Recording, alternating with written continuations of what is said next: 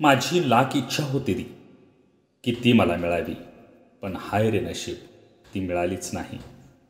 तुला लवकरच कळेल की माझं असणं काय होतं आणि तुझ्या आयुष्यात माझं नसणं काय असेल. दुरावा एवढा वाढलाच नसता जर आधीच याबाबत निर्णय घेतला असता. उदास करते ही रोज येणारी संध्याकाळ मला, जसं कोणी मला विसरत आहे हळूहळू. प्रेमाची पण एक गंमतच आहे. ज्याच्यावर जडतं ती व्यक्ती आपल्यासाठी बनलेलीच नसते. ज्या दिवशी मी काय होते हे कळेल ना, त्या दिवशी स्वतःला माफ करू शकणार नाहीस. एक गोष्टीचं राहून राहून वाईट वाटतं मनाला. जर मी तुझ्या लायकीचाच नव्हतो तर आधीच सांगायचं ना. मला विसरण्याच्या प्रयत्नात होता तो. मीच रागावून त्याची समस्या दूर केली. प्रेमात धोका देण्यासाठी धन्यवाद. तू नसतीस भेटलीस तर दुनिया कळलीच नसती मला. जे अश्रू दिसत नाहीत ना, ते खूप खोलवर जाऊन आपल्या हृदयाला नुकसान पोहोचवतात. माझे अश्रू आज तुला दिसणार नाहीत आणि माझ्या जखमाही कधी भरणार नाहीत.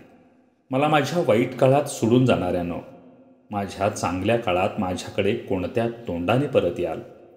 कधीकधी रिकामेपणाही खूप जास्त प्रकर्षाने जाणवतो. ज्या दिवशी झोप येईल ना, तेव्हा असा झोपेल की पूर्ण जग मला उठवण्याचा प्रयत्न करेल आणि रडेलसुद्धा.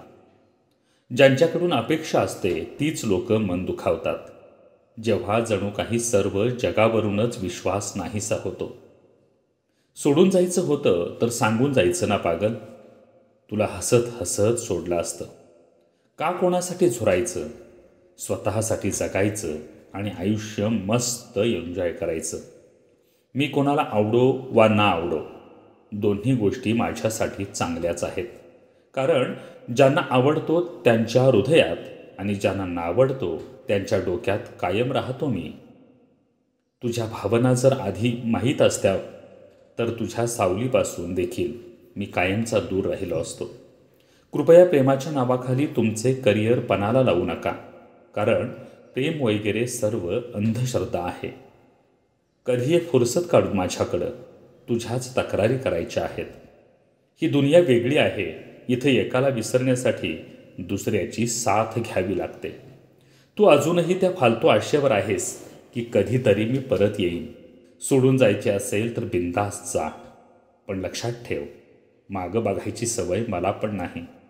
कोणत्याही व्यक्तीला समजून घेतल्याशिवाय पसंत करू नका आणि पसंत केलेल्या व्यक्तीला समजून न घेता गमावू पण नका. जगात दोन तऱ्हेची माणसं असतात.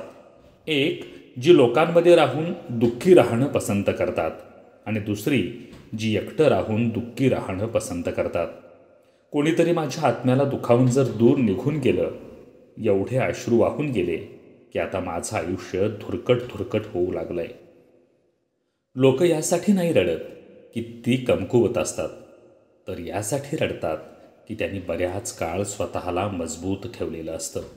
जाऊ दे, आता काय कराल माझं दुःख ऐकून. माझी शांतता तुम्हाला कळणारच नाही आणि माझ्या मनातलं मला सांगताही येणार नाही. ज्या चंद्रावर प्रेम करणारे हजारो आहेत, त्यांना एका चांदणीची अनुपस्थिती कशी कळणार?